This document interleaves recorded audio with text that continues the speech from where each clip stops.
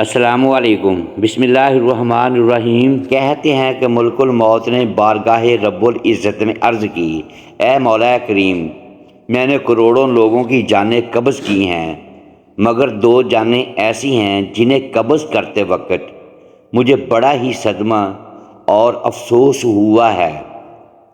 میں نے تیرے حکم کی تکمیل ضرور کی، مگر نہایت ہی دکھ کے ساتھ، اور وہ 2، ایک ماں اور ایک بیٹا تھا۔ واقعہ کچھ اس طرح سے ہے کہ ایک جہاز غرق ہو گیا تھا اور ایک عورت اپنے شیرخوار بچے کے ساتھ ایک تختے کا سہارا لینے میں کامیاب ہو گئی۔ تختہ دریا میں بہہ رہا تھا اور ماں اور بیٹا اس پر سوار تھے۔ اے مولا کریم، اچانک تیرا حکم ہوا اور میں نے ماں کی جان اس تختے پر نکال لی۔ میرے لیے پریشان کن بات یہ تھی کہ ماں مر چکی ہے، اب بچے کا کیا حشر ہوگا؟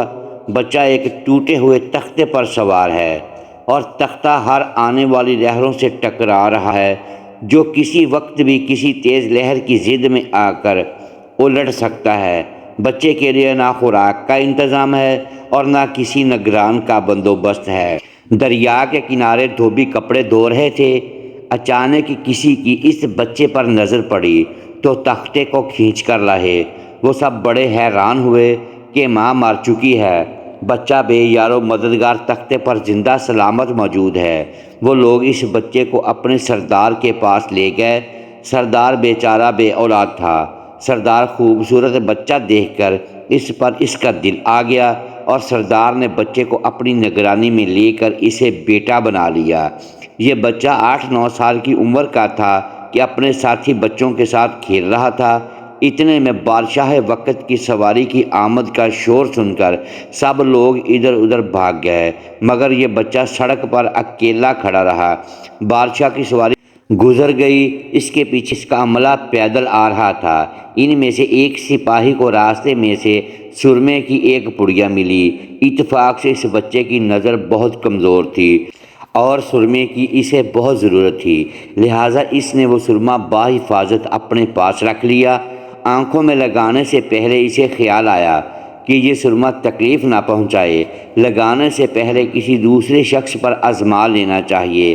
قریب ہی وہ بچہ کھڑا تھا، اس نے اس بچے پر آزمانا چاہا۔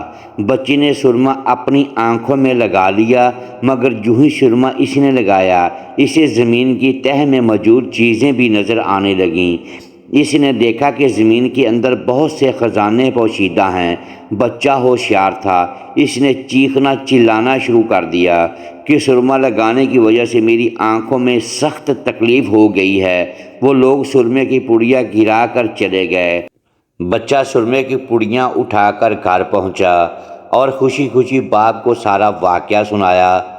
سردار بڑا ہی خوش ہوا۔ باپ نے کہا، ہمارے پاس آدمی بھی ہیں اور گدھے بھی ہیں، تم سرما لگاؤ، ہم تمہارے ساتھ چلتے ہیں، جہاں کہیں خزانہ پاؤ ہمیں بتاؤ، ہم نکال لیں گے۔ چنانچہ ایسے ہی ہوا۔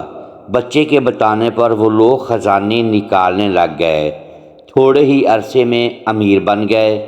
بچہ جوان ہوا تو اس نے اپنے پر پرزے نکالنے شروع کیے۔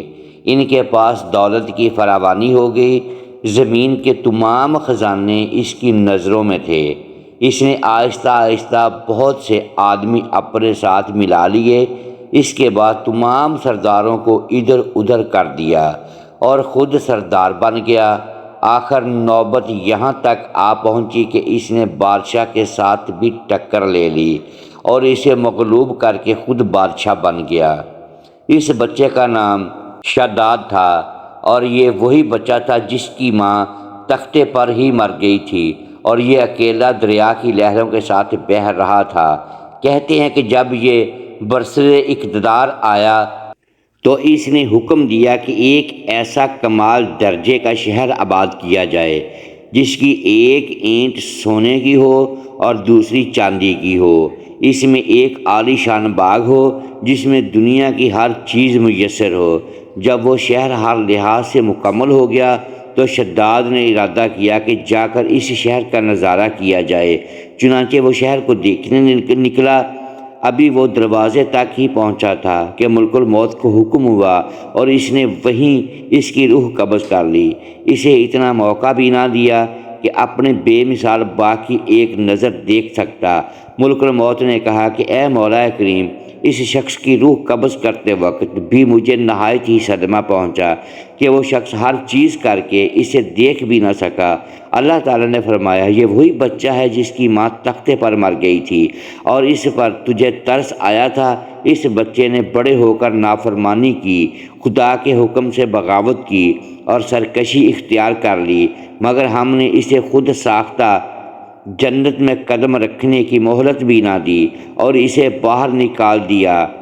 اسی جنت کے بارے میں مشہور ہے کہ وہ دنیا میں موجود ہے مگر سب کی نظروں سے اوجھل ہے۔